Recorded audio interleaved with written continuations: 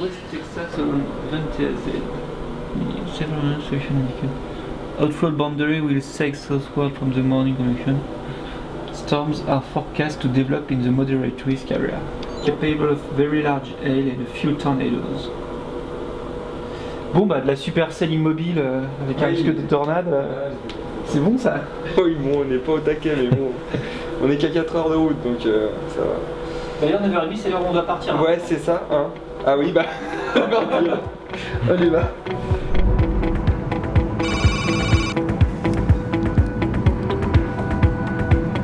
On part plutôt détendu vu qu'on vient de passer une journée de repos. Puis on se dit que les orages vont germer vers 15h comme souvent, voire même peut-être plus tard.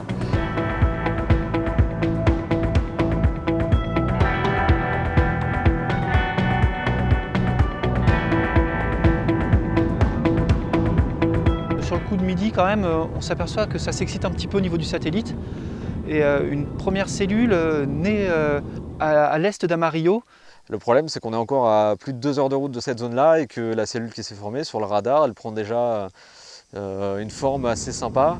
Donc là, la cellule vient de passer en tornado warning. On a carrément zappé le stade du Severe Thunderstorm. Là, on est frustré puisqu'on n'a jamais vu une cellule s'initier aussi rapidement. Il est que 13h15. Ouais, toujours en tornado warning quoi. Bien sûr. On a tiré assez sur place. C'est ça. On sent encore une fois que ça va être une journée assez stressante et on ne va pas avoir le temps réellement de se poser et d'admirer la cellule en train de naître. On va directement arriver dans le vif du sujet. On peut apercevoir un crochet sur le bord sud de la cellule et donc on est en train de remonter dans sa direction. On n'est plus qu'à une trentaine de kilomètres, donc je pense qu'on est pas mal là. En plus elle vient droit sur nous. Ça devrait être intéressant dans les prochaines minutes.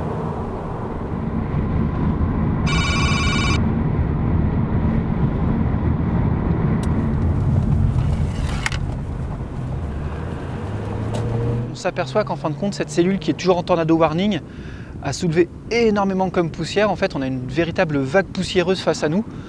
C'est vraiment impressionnant à voir. Par contre, l'inconvénient, c'est que ça nous cache les bases. On n'a pas une très bonne visibilité. On ne peut pas savoir si derrière, il y a peut-être un nuage mûr qui est en train de se mettre en place ou est-ce qu'il va y avoir une tornade à cet endroit-là. Ah bon là on va gros dans la poussière.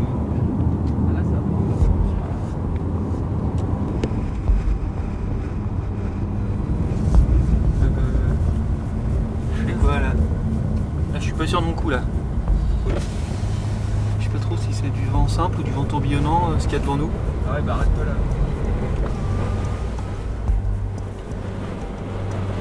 T'as vu ce qui arrive là? Ouais surtout ça.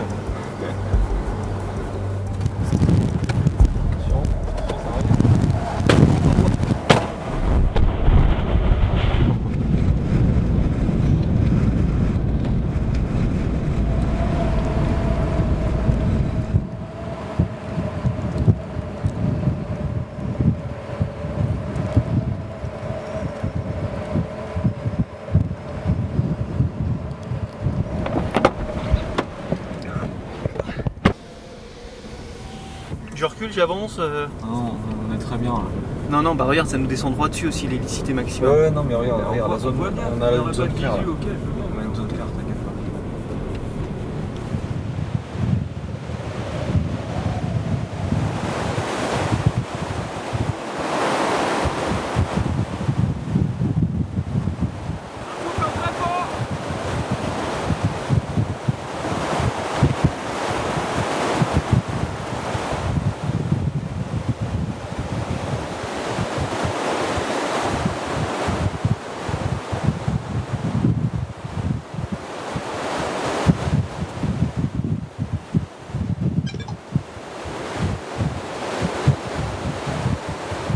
La rotation est juste à droite les gars. Et en effet, lorsque la rafale est passée, le mur de poussière est passé, on aperçoit quelques bases. Alors c'est assez tourmenté, c'est un peu désorganisé. On ne sait pas exactement ce que l'orage nous fait.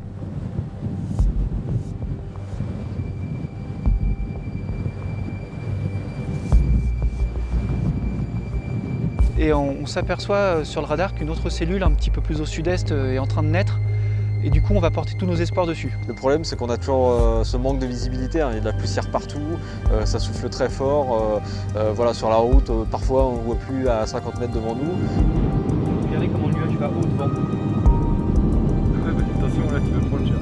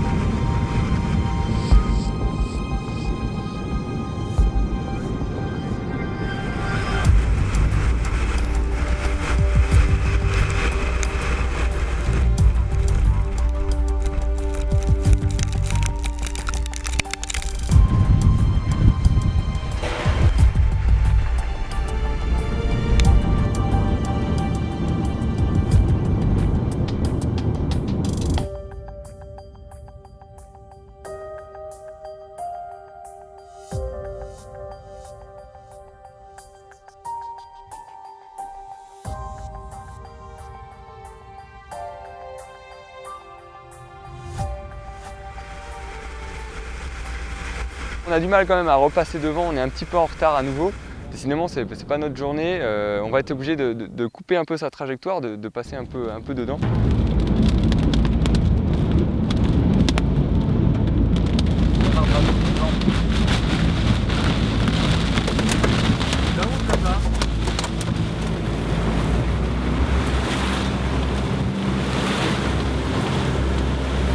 Pas mal de dégâts apparaissent, il y a des arbres, des branches, on voit même quelques tôles certainement de bâtiments au milieu de champs. Il y a les débris là. Ouais. Vache, c'est sûr. Donc là on comprend qu'à l'extérieur ça souffle vraiment très fort. Parce que c'est vrai que dans le cocon de la voiture, c'est pas toujours évident de se rendre compte très bien, mais là on voit que c'est du costaud et qu'il faut quand même faire attention à ce qui se présente devant nous.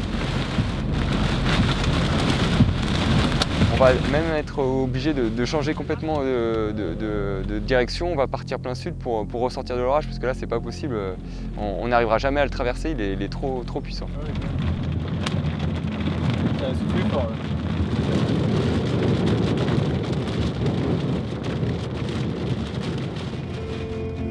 Et alors bon, la chasse va se terminer comme ça, de façon un petit peu mitigée, hein, finalement, par rapport aux prévisions, à ce qu'on était en droit d'attendre par rapport aux modèles et aux modèles at risk issus par le SPC. C'est vrai que c'est un peu déstructuré quand même cette histoire-là. Il y a eu des rafales qui ont été relevées à 177 km/h, on l'a appris juste après. L'ambiance c'était vraiment le thème du jour, ça c'était vraiment très plaisant. Mais en fin de compte, on reste un peu sur notre faim. Certainement que la dominante outflow de l'orage aura eu raison de son aspect rotatif. Donc voilà, au final, une journée en dents de scie, on n'a pas très bien géré notre chasse, on est arrivé trop tard. Ça nous servira de leçon pour les prochaines fois. Pour les jours suivants, on va essayer d'être un peu plus vif sur le placement à la zone de départ.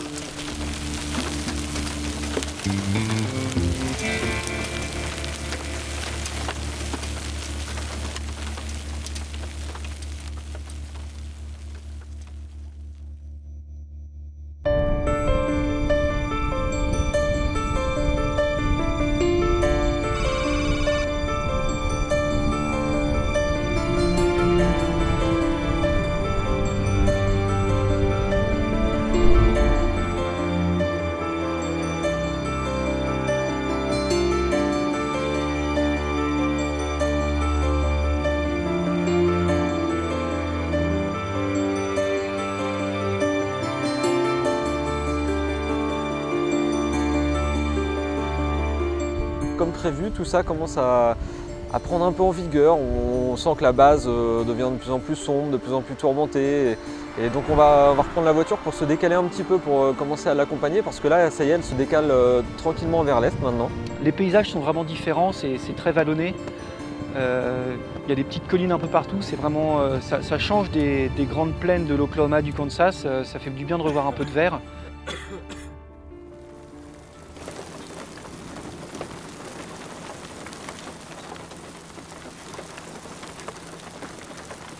Ça tourne à moitié sous le Wildwood là. focus. Oh oui, ça tourne bien là.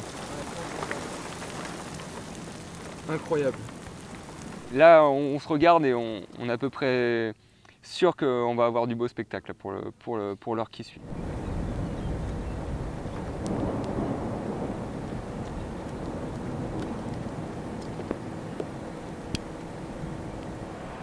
Oh, il y a des gros gueulons, Calais.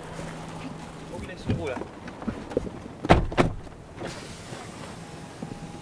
On les voit tomber dans l'herbe. Excellent. Oh, ils sont gros là. Oh, il y a du 4 cm là. Ah, la pauvre GoPro là, on a pas dû la mettre. Là, ça fait. Oh, putain.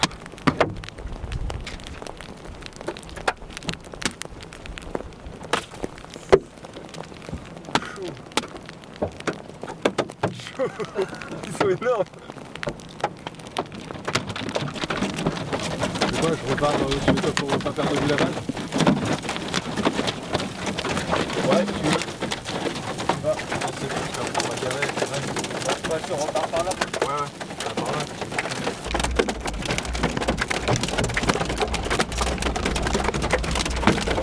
là. Là, il est temps d'y aller, de repasser devant la cellule plus à l'est pour limiter un peu la casse.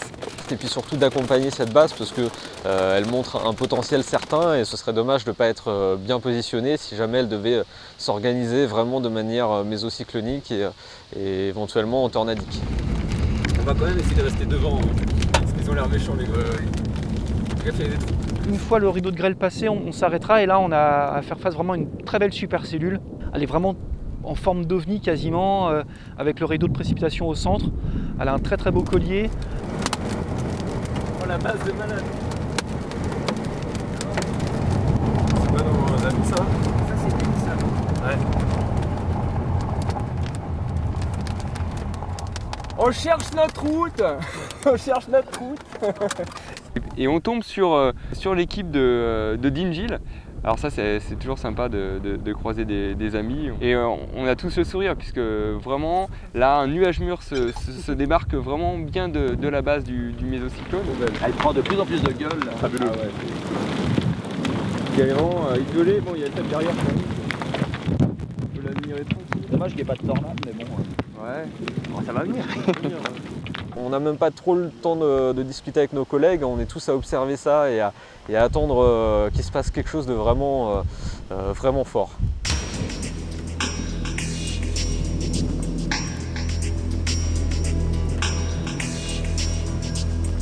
Voilà, ça s'organise là. Oh, c'est magique.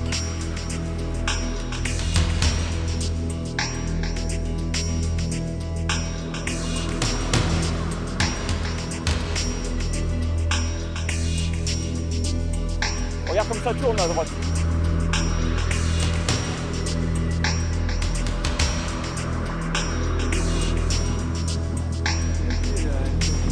Allez, on y va? Ouais.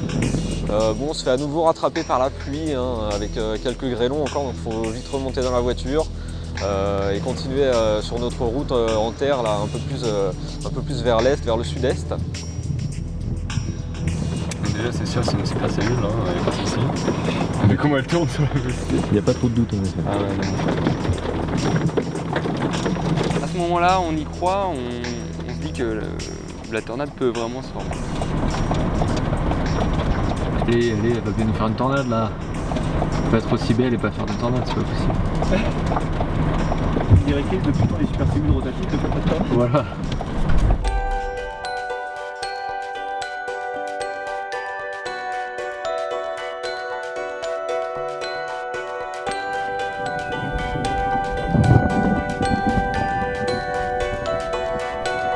On sent quand même que cette cellule a du mal à finaliser sa rotation et à faire naître une tornade. On va quand même accompagner cette cellule jusqu'au bout parce que c'est le seul orage de la région de toute façon.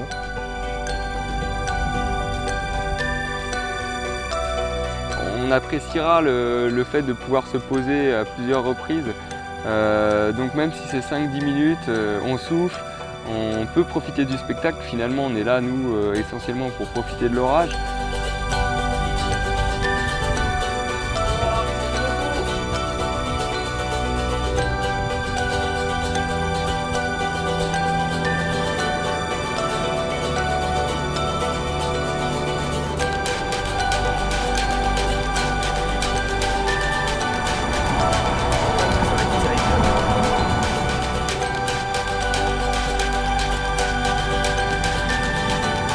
L'heure tourne et la soirée arrive. Donc on se dit que cette cellule va peu à peu diminuer en intensité. Donc on trouve un dernier endroit pour se poser, pour l'observer, pour les dernières lueurs de la journée. Et là, c'est vraiment un beau spectacle.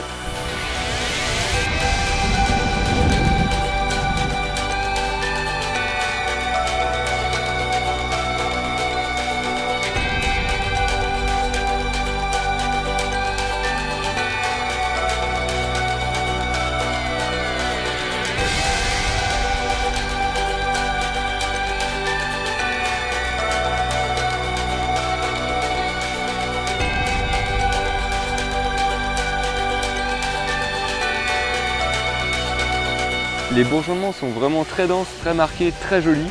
J'ai rarement vu ça, des cumulifications qui naissent aussi rapidement et surtout sur une surface aussi grande. C'était vraiment hallucinant.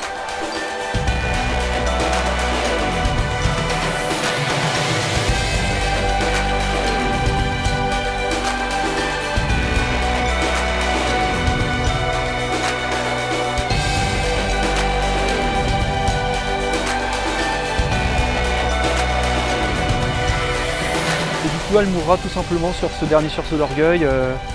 Pour ainsi dire, l'unique supercellule intéressante, on l'aura vu quasi du début à la fin.